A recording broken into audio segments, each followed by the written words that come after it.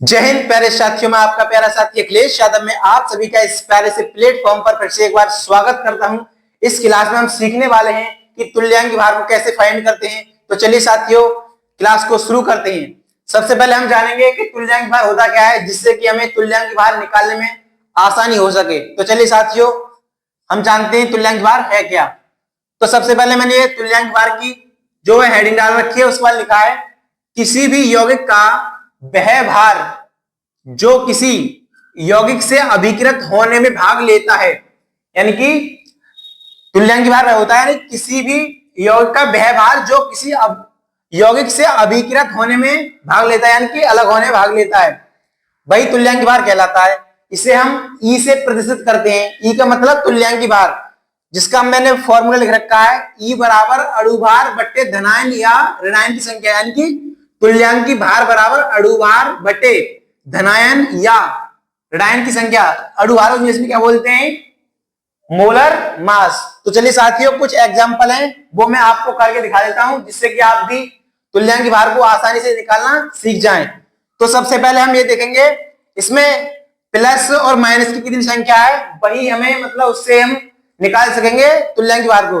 तो सबसे पहले इसमें देखेंगे हम, यानी कि H है हाइड्रोजन, उसके ऊपर कितनी प्लस की संख्या होती है? प्लस का 1 होती है। तो यहाँ प्लस का, यहाँ पे Cl माइनस होता है। तो हम लिखेंगे सबसे पहले इसका अणुभार कितना होता है। इसका अणुभार कितना होता है?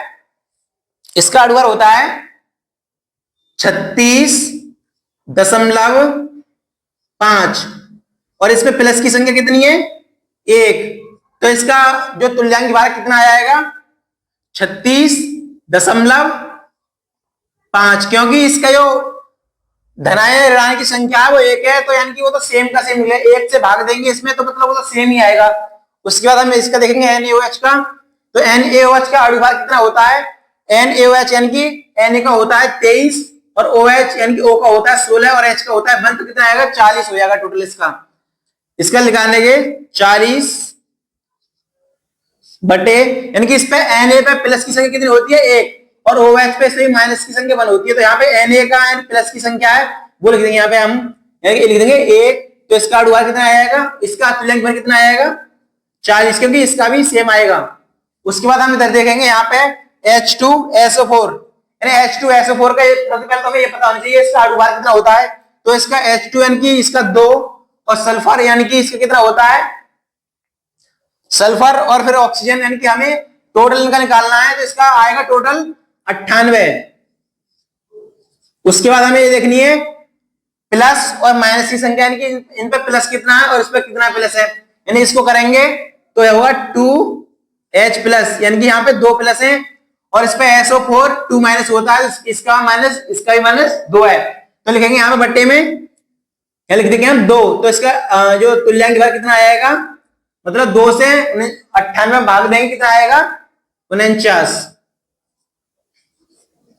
उसके बाद हम इधर देखेंगे Na2CO3 का तुल्यांक भार कितना है। तो हम देखेंगे यहाँ पे सबसे पहले तो इसका हम जो अणुभार है वो लिख लेंगे। इसका अणुभार होता है 106।